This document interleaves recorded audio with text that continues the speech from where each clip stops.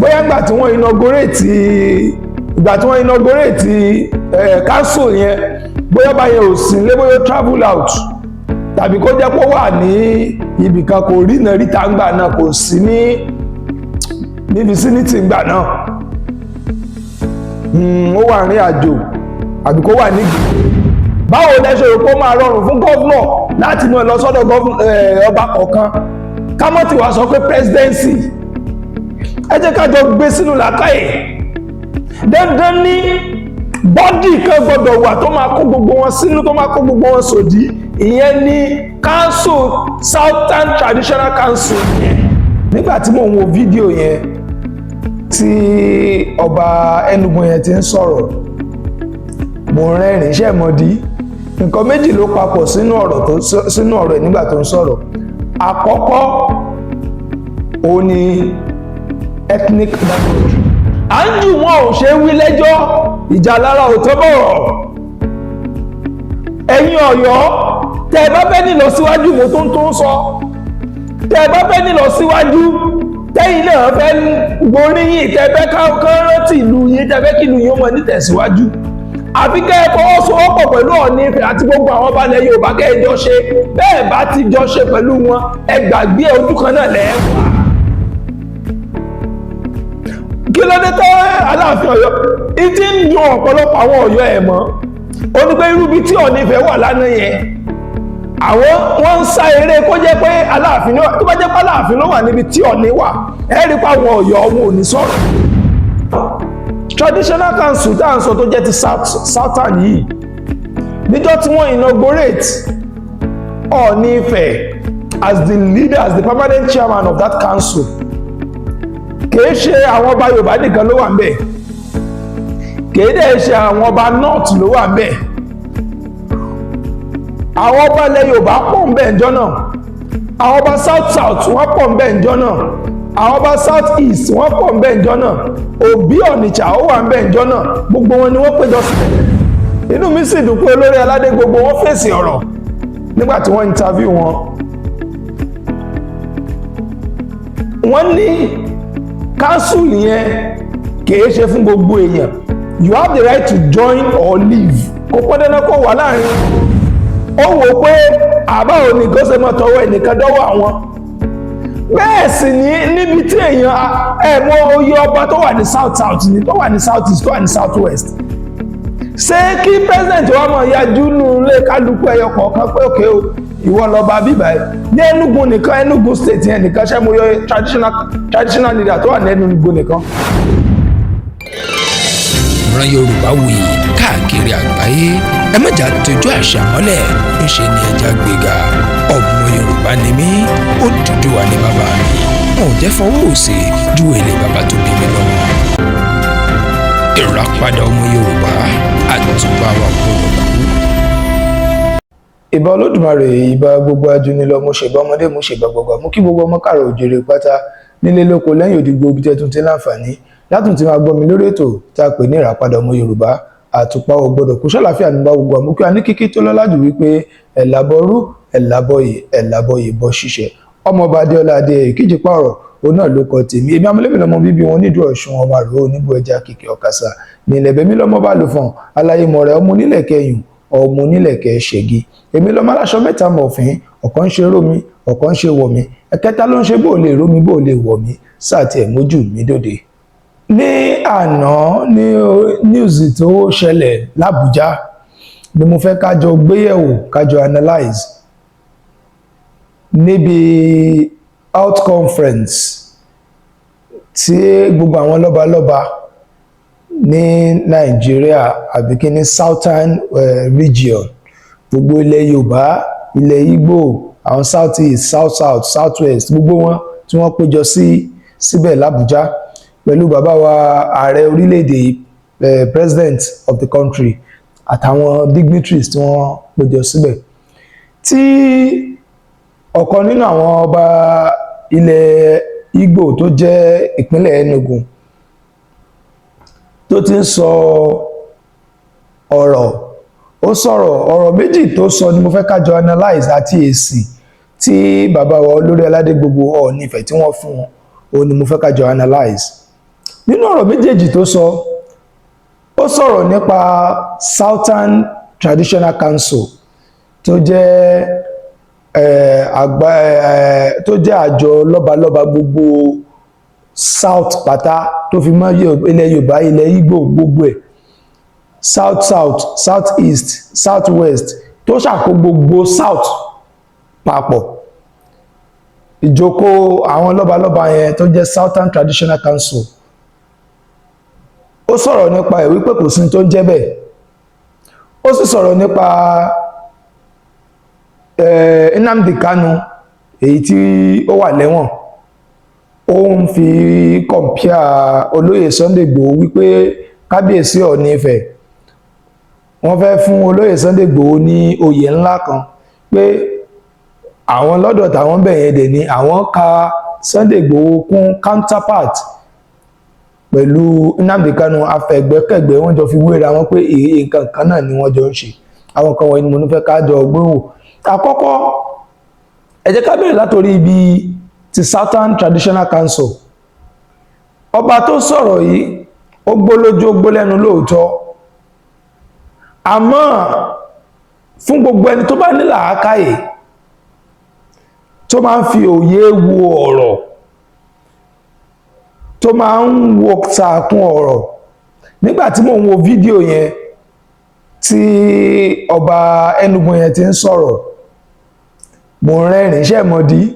Nǹkan méjì ló papọ̀ sínú ọ̀rọ̀ ẹ̀ nígbà tó ń sọ̀rọ̀. Àkọ́kọ́, ó ní ethnic bigotry.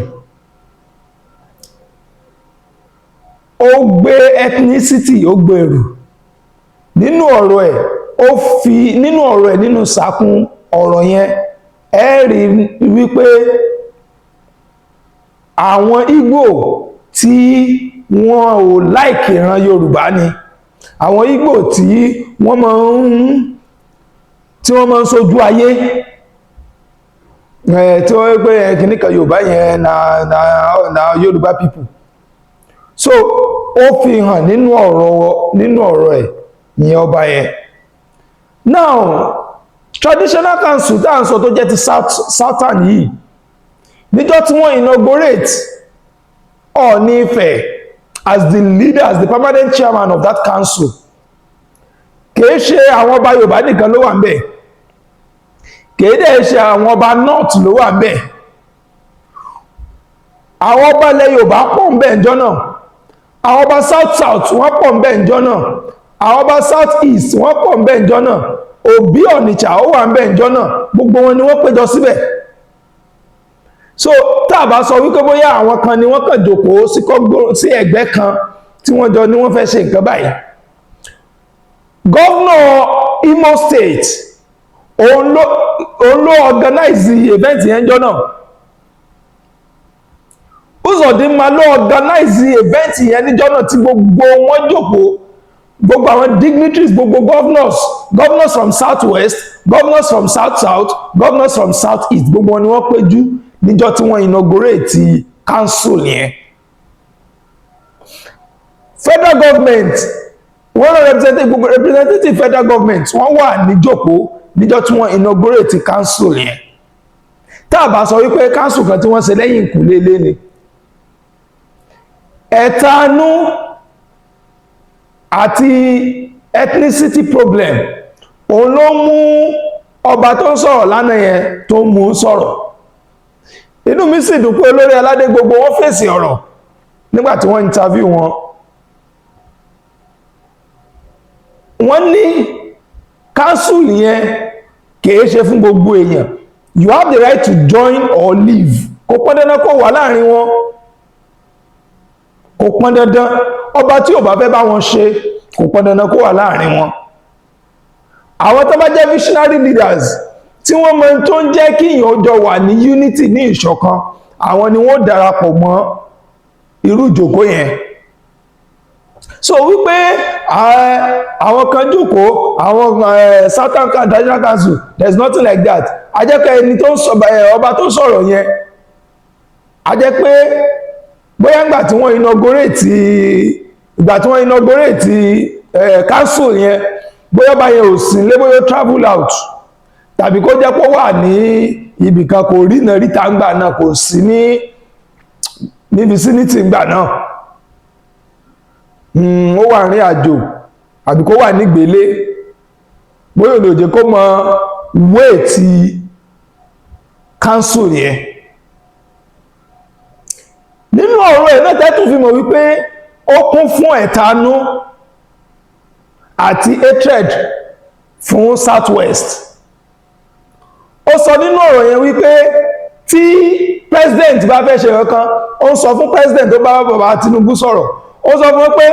tí wọ́n bá fẹ́ ṣe nǹkan kan fún ilẹ̀ Igbo, tí wọ́n fẹ́ ṣe nǹkan kan fún East, kí wọ́n ṣe fún àwọn direct, kí wọ́n ṣe fún àwọn direct, kí wọ́n má gba council kankan. Ìyẹn ni láti jẹ́ ká ẹ mọ̀ wípé gbogbo wọn lé nǹkan kan ni. Ó wò pé àbá òní kó ṣe mọ́ tọwọ́ ẹnìkan dọ́wọ́ àwọn. Bẹ́ẹ̀ sì ní níbi tí èèyàn ẹ̀mọ́ oyè ọba tó wà ní south south ni, tó wà ní south east, tó wà ní south west. Ṣé kí president wa mọ̀ yájú nù lé kálukú ẹyọ kọ̀ọ̀kan pé òkè o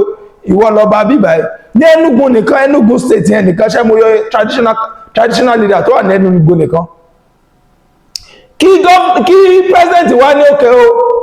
ọba kọ̀ọ̀kan lójúlé kọ̀ọ̀kan nílùú kọ̀ọ̀kan làwọn fẹ́ lọ́mọ balẹ̀ ẹyọ kọ̀ọ̀kan, báwo ló ṣe rọrùn? Governor state gan, Enugu state governor gan, kó ló fẹ́ lọ́mọ bá ọgbà ọba yẹn lẹ́yọ kọ̀ọ̀kan ní palace wọn láti bá wọn sọ̀rọ̀ pé báwo ni lọ síwájú òṣèbẹ̀ Enugu, àbí láti fún wọn ní nǹkan kan tó bá níṣe pẹ̀lú ìdàgbàsókè ìlú. Báwo lẹ ṣe rò pé ó máa rọrùn fún governor láti mú ẹ lọ sọ́dọ̀ ọba kọ̀ọ̀kan, ká mọ́ ti wá sọ pé presidency? Ẹ jẹ́ ká jọ gbé sínú làákàyè. Dandan ní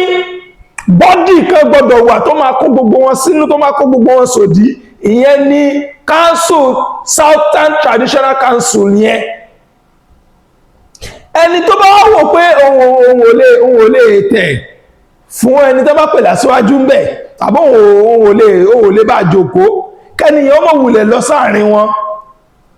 kó mọ̀ dá tiẹ̀ ṣe. Tó bá dá tiẹ̀ ṣe tó ń bá fẹ́ fún ìlú tiẹ̀, kó kọ lẹ́tà sí president tàbí kó kọ lẹ́tà sí gómìnà pé nǹkan báyìí ló ń fẹ́ nílò òun. Tí president àti gómìnà bá dá lóhùn, tí wọ́n bá rí náà rí, wọ́n á dá lóhùn, wọ́n á dẹ̀ ṣe nǹkan tó fẹ́ fún wọn. As simple as ABC. O nílò láti condemn council tí gbogbo tó jẹ́ pé 90% of traditional rulers in the southern part of the country ni wọ́n fọwọ́ sí. O lè wà bọ́ condemn ẹ̀ torí ìfẹ́ inú títí ẹnìkan, kò ṣeé ṣe. Mo rí oríṣiríṣi comment lánàá, oríṣiríṣi post láti Ọ̀yọ́ tí wọ́n fi ọ̀nìfẹ́ tayín ọ̀nìfẹ́ ti lọ fi wọ́n gbowó ni, ó ti lọ ṣe kíní kan ni. Ìjọ wo la tó fẹ́ dẹ́kun ẹ̀tanú ìwà bàjẹ́ tá à ń ṣe síra wa? À ń jù wọn ò ṣe wí lẹ́jọ́, ìjà lára ò tó bọ̀rọ̀. Ẹ̀yin Ọ̀yọ́, tẹ́ ẹ bá fẹ́ nílọ síwájú, mo tó ń sọ, tẹ́ ẹ bá fẹ́ nílọ síwájú, tẹ́yìn náà fẹ́ gboríyìn, tẹ́ fẹ́ rántí ìlú yín, tẹ́ fẹ́ kí ìlú yín mọ̀ nítẹ̀síwájú, àfi kẹ́ ẹ fọwọ́sowọ́pọ̀ pẹ̀lú Ọọ̀ni Ifẹ̀ àti gbogbo àwọn ọba ilẹ̀ Yorùbá, kẹ́ ẹ jọ ṣe. Bẹ́ẹ̀ bá ti jọ ṣe pẹ̀lú wọn, ẹ gbàgbé ojú kan náà lẹ́ wà. Kí ló dé tẹ́ Aláàfin Ọ̀yọ́ ìdí ń dùn ọ̀pọ̀lọpọ̀ àwọn Ọ̀yọ́ ẹ̀ mọ́?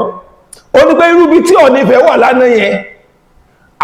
wọ́n ń sá eré kó jẹ́ pé Aláàfin, tó bá jẹ́ pé Aláàfin ló wà níbi tí Ọọ̀ni wà, ẹ rí pé àwọn Ọ̀yọ́ wọn ò ní sọ̀rọ̀. Tó bá jẹ́ pé Aláàfin ló wà ní position tí Ọọ̀ni Ifẹ̀ wà yẹn, tẹ́ pé Aláàfin ni wọ́n announce as the permanent chairman, àbí Aláàfin òun ni ó jọ jòkó tí wọ́n jọ ń ṣèpàdé yẹn, tó fẹ́ ṣe nǹkan kan Nàìjíríà tó ní ṣe pẹ̀lú gbogbo lọ́balọ́ba, tó yẹ pé Aláàfin ni wọ́n ń pè tí èsì Ọọ̀ni. Ẹ rí pé àwọn Ọ̀yọ́ wọn ò ní sọ̀rọ̀, inú wọn máa dùn. Àmọ́ ẹ lè gbà tí ò tọ́ sí yín. Respect is not what you demand for. It is not what you sọ pé dandan láì mọ̀ respect me. You work for it.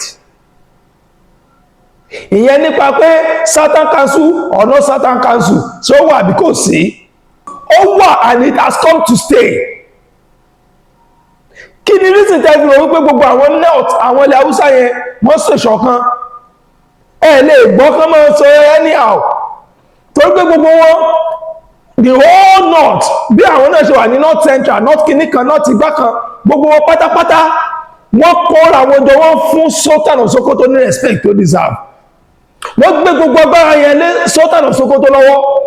tí Sultan of Sokoto wá jọ pé báyìí ni wọ́n gbà pé bẹ́ẹ̀ náà ni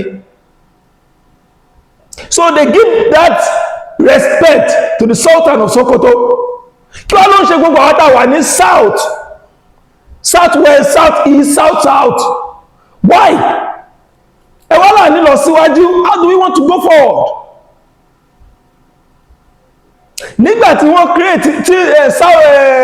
Northern Traditional Council ìjẹ́ ti ẹnìkan kó dìde rí kó wá tako sultan kó ní sultan ló lẹ́tọ̀ọ́ sí ruler tó jẹ́ pé olólórí gbogbo àwọn north àwọn ọba nílẹ̀ Haúsá ìjẹ́ rí Northern Traditional ruler kan ẹni Northern Traditional ruler kan kó gbé against ẹ̀ no àwa náà ni àwa ilẹ̀ alábọ̀dé torí pé ẹ̀fẹ́ kọ́ nífẹ̀ẹ́ wà ń bẹ̀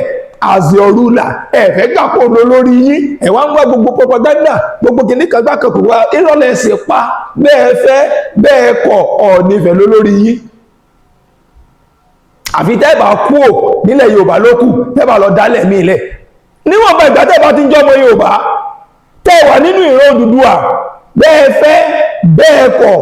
nílò lórí yín ẹkùlẹ́kù ọ̀nìlò lórí yín kò sí tẹ́fẹ́ ṣe sí ìyẹn lórí ọ̀rọ̀ pé cancel or no cancel lórí ọ̀rọ̀ kejì tí ọba yìí sọ nípa olóyè Sunday Igboho àti Nnamdi Kanu mo ti sọ rí nínú mo ṣe fídíò kan ní last week tí mo sọ̀rọ̀ yẹn nínú ẹ̀ Nnamdi Kanu àti Sunday Igboho nǹkan méjì tí ò jọra wọn ni nǹkan méjì ọ̀tọ̀ọ̀tọ̀ òun ni different attempts òun ni wọ́n lò lóòótọ́ wọ́n jọ láwọn jà fún freedom Nnamdi Kanu ló ń jà fún freedom of the Igbos while olóyè Sunday Igboho wọ́n jà fún the freedom of the Yorubas okay ẹ wá jẹ́ ká jọ analyze ẹ̀ olóyè Sunday Igboho agitate fún Yorùbá nation Oòduà nation pé kí ìran ọmọ Yorùbá ó dá dúró wọ́n dẹ̀ ń ṣe with utmost sincerity láì pa ọmọ Yorùbá láì dá ọmọ Yorùbá láàmú láì cause havoc sílùú láì lọ ti ṣọ́ọ̀bù ẹnìkankan pa láì sọ fún gbogbo àwọn èèyàn pé ẹ gbọ́dọ̀ ṣiṣẹ́ lọ́jọ́ báyìí láì kó àmì tí wọ́n jáde láì kó sójà tí wọ́n jáde olóyè Sunday Igboho sọ wípé this is the soldier of the Yorùbá nation olóyè Igboho sọ pé this is the pressman of the Yorùbá nation kálukú kan create avenue títí wọn nítorí Sunday Igboho ń jàgbẹ́ ìjọba ẹ̀dẹ́kọ̀ ẹ̀fì wá lọ́rùn lẹ̀ gbogbo ẹ̀yin Fúlàní tẹ́ ń da ilẹ̀ Yorùbá láàmú ẹ kúrò nínú ìlú wa àfẹ́yìn mọ́ kìí ṣe pé ó lọ gbé àmọ́ tàǹkì àbọ̀ lọ́wọ́ declare ara ẹ̀ as Prime Minister of the Yorùbás àbọ̀ wọ́n declare ara ẹ̀ as the President of the Yorùbás kódà olóyè Sunday Igboho declare ara ẹ̀ as the leader of the Yorùbá nation in tí wọ́n jà fún ni peace ní ilẹ̀ Yorùbá pé kàlàáfíà wà ní ilẹ̀ Yorùbá nítorí Sunday Igboho ń jà fún nìyẹn ṣùgbọ́n Nnamdi Kanu òun ló ń jà fún freedom of the Igbos over 700 people nílẹ̀ Igbo ló kú ní àwọn èèyàn Nnamdi Kanu tí wọ́n láwọn soldier of the Biafrans àwọn Nnamdi Kanu ni wọ́n create ẹ̀ wọ́n dẹ̀ create ẹ̀ láti lè yẹra kúrò ní security outfit Nigeria páwọn ò fẹ́ bá security outfit Nigeria ṣe níbi tí Nigeria ṣe ń rú tí èsè pé wọ́n ti pín wọ́n wá enforce sit at home gbogbo àwọn èèyàn ń jókòó lé lọ́jọ́ Monday wọn ò lè lọ́bí iṣẹ́ olóko ò lè lóko olódò ò lè lódò bẹ́ẹ̀ náà ni wọ́n pa àwọn èèyàn tó bá ti lè tàpá sí òfin yẹn pé ẹ̀kẹ́ ìjòkó lè tó bá mú wọn ọ̀pọ̀lọpọ̀ wọn pípa ni ẹwọ́n yẹ̀mí tó sùn nílẹ̀ Igbo lórí afẹ́gbà òmìnira Biafra àgbòmìnira Biafra bẹ́ẹ̀ náà wọ́n declare ara wọn Simon Ekpa ara wọn ni ó declare rẹ̀ as Prime Minister nílé ìṣòro náà ti wà lẹ́wọ̀n nílùú òyìnbó ẹ wá sọ fún mi bóò ní ìrìn àjò Nnamdi Kanu àti Sunday Igboho ló sọ àjọra wọn kò jọra wọn in tí wọ́n charge Nnamdi Kanu fún terrorism tí wọ́n charge ẹ̀ fún wọ́n rí sọ àmọ́ kí ni wọ́n fẹ́ charge olóyè Sunday Igboho fún terrorism só pààyàn ni só sọ pé ìjọba yìí ṣèjọba mọ́ ni só sọ pé ìjọba Nàìjíríà ṣèjọba mọ́ ni rárá só declare as president ni rárá só kọ́ rárá kò ṣe nǹkan kan tó jọmọ́ so ọba tó ń sọ̀rọ̀ yẹn ẹ bá ń sọ fún pé n tí fi wéra wọn kó mọ́ fi wéra wọn mọ́ kò jọra wọn akíkanjú ni Sunday Igboho tó sì ń jà fún àwọn èèyàn Nnamdi Kanu ló ń jà fún àwọn èèyàn àmọ́ àwọn èèyàn tó ló ń jà fún nànà tó ń pa kìí ṣe Fúlàní lọmọ Ìgbò ń pa o ara wọn o ni wọ́n ń pa ẹni àwọn tẹ́lẹ̀ fẹ́ jọ ṣèjọba lé lórí tẹ́lẹ̀ jà fún àwọn ni wọ́n ń pa so these are two different things kò jọra wọn ìdí èyí Ọọ̀ni òrìṣà Ọọ̀ni òrìṣà ṣẹgbọ́n mo ṣe Ọọ̀ni òrìṣà òun ló lórí gbogbo ọba ilẹ̀ Yorùbá òun ló lórí gbogbo ọmọ Yorùbá ó ní bàbá wa bẹ́ẹ̀ fẹ́ bẹ́ẹ̀ kọ́ so gbogbo ìdánsọ yẹn àpò ara wọn ni wọ́n sọ sí àpò ara wọn ni wọ́n gbẹ̀yìn ọmọ Ọ̀yọ́ tẹ́rù pé ẹ lè yẹ̀yẹ́ gbogbo ẹ̀yọ́ ọmọ Ọ̀yọ́ tẹ́rù pé ẹ lè yẹ̀yẹ́ orí adé ẹ lè yẹ̀yẹ́ Ọ̀ọ̀nìfẹ̀ ń tara yín ni ẹ lọ tún lé yín ṣe ẹ lọ tún lé yín tò ẹ̀yin náà gbà fún àwọn aṣíwájú yín tẹ́ bá fẹ́ rọ́nà lọ títí gbàmí tẹ́lá fọ́dà ti pàdé mi lórí ètò tá a pè ní Ìràpadà Ọmọ Yorùbá ọmọ Adéọlá Adé ìkíjì pọ̀rọ̀ olóko tèmi èmi ò ní kú ẹ̀yin náà ò ní kú ó dìgbà kan náà. Ìràpadà Ọmọ Yorùbá àtúbà wà kúrò.